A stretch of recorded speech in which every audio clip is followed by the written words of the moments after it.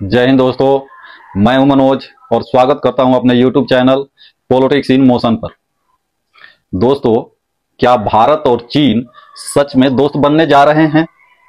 क्या ये सब एक बड़ी जियोपॉलिटिकल चाल है, जहां एक तरफ 5 साल बाद चीन ने इंडिया के लिए डायरेक्ट फ्लाइट शुरू कर दी है, वहीं दूसरी तरफ बॉर्डर पर टेंशन अभी भी खत्म नहीं हुआ है। तो आज के इस वीडियो में हम जानेंगे कि भारत और चीन का इतिहास क्या है, वर्तमान और भविष्य का जियोपॉलिटिकल खेल क्या है, क्या ये रीसेट भारत की जीत है या चीन की रणनीति, और सबसे बड़ा सवाल, क्या भारत अमेरिका के कैंप से निकलकर चाइना के साथ नया चैप्टर शुरू कर रहा है?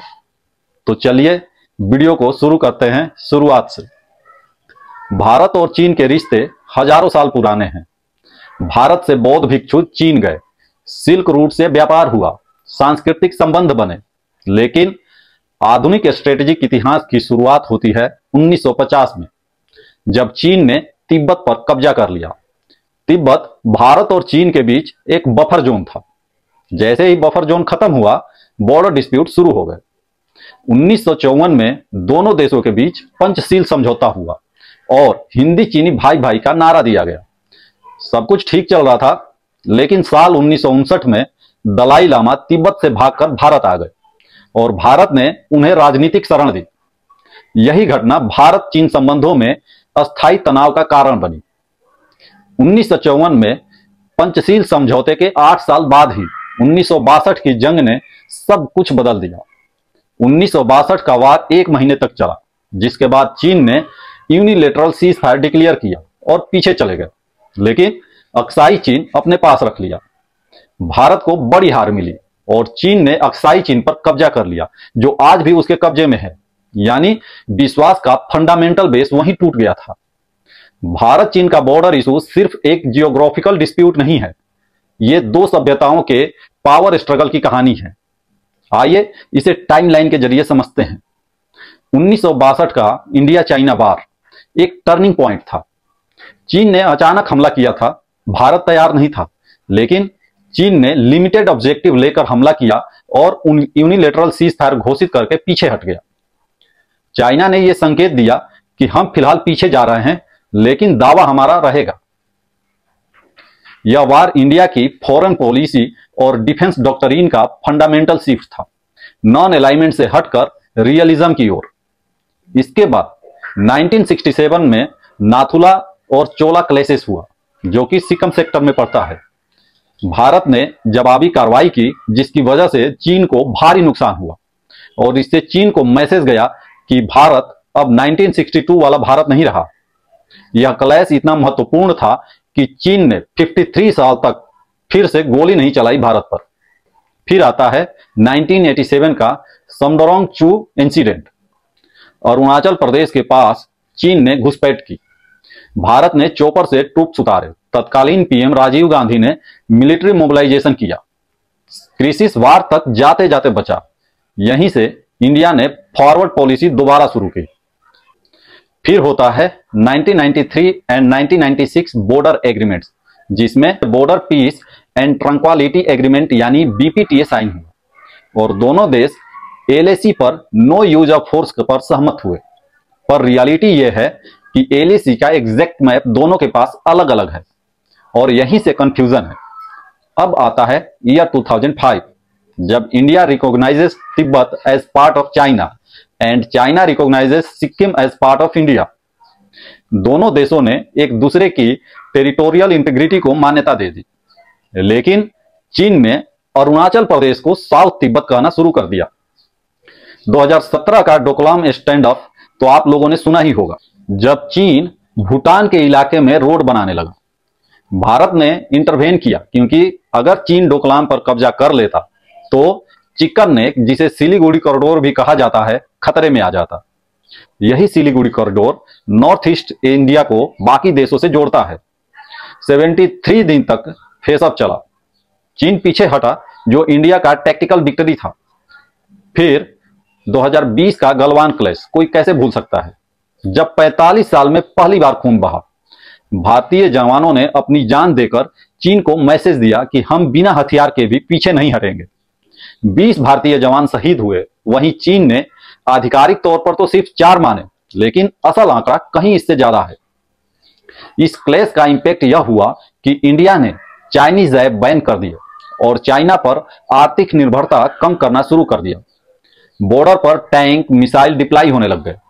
Galwan mark the end of Hindi चीनी भाई भाई for ever and beginning of strategic competition.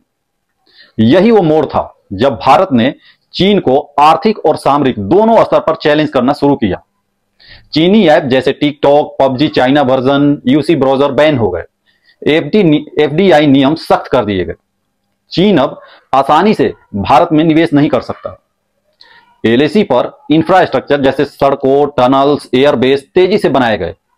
Quad में भी भारत की भागीदारी एक्टिव हो गई। India plus USA plus Japan plus Australia मिलकर इंडो पैसिफिक में चीन को घेरने लगे।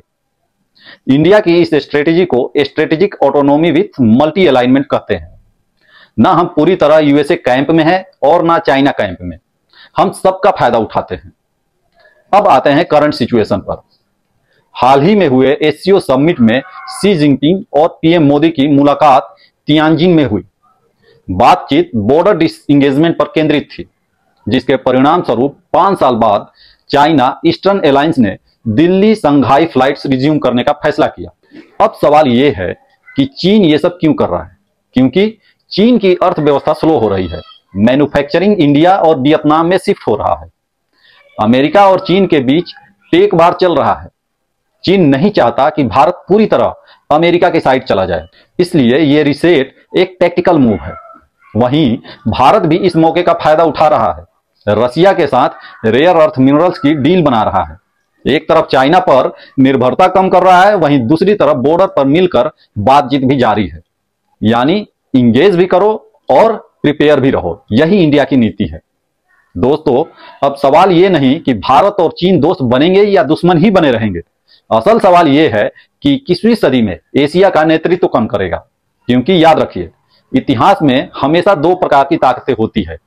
एक जो अपनी शक्ति दिखाकर दूसरों पर नियंत्रण चाहती है, वहीं दूसरी जो शक्ति को जिम्मेदारी मानकर संतुलन और स्थिरता लाना चाहती है। भारत दूसरी श्रेणी में आता है। भारत न तो किसी कैंप में फॉल करना चाहता है, ना ही किसी से डरकर पीछे हटना चाहता है। इंडिया की नीति स्पष्ट है। Engage China economically, challenge China strategically and continue building global partnership diplomatically. ये जो रिसेट हो रहा है वो दोस्ती का संकेत नहीं, ये जियोपॉलिटिकल चेस बोर्ड पर एक नया मूव है।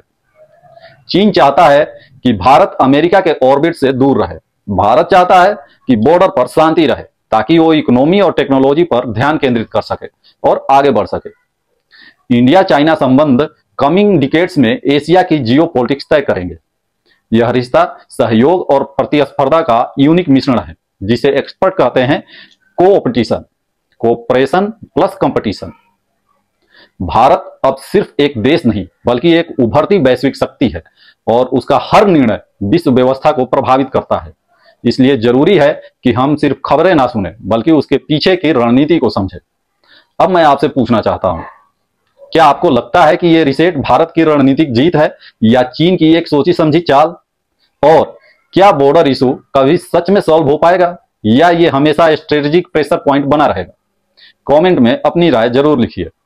और अगर आप चाहते हैं कि मैं अगला वीडियो इस पर बनाऊं कि चीन रेयर अर्थ मिनरल्स के जरिए दुनिया को कैसे कंट्रोल करता है, तो कमेंट में लिखे यस रेयर अर्थ। वीडियो पसंद आया है तो लाइक बटन तो बनता ही है। ऐसे ही डीप इनसाइट के लिए चैनल को जरूर सब्सक्राइब करें और बेल बटन को दबाना ना भूलें, ताकि हर वीडियो की जानकारी सबसे पहले आपको मिले। धन्यवाद। अगली बार फिर मिलते हैं एक नए विषय के साथ। तब तक के लिए नमस्कार।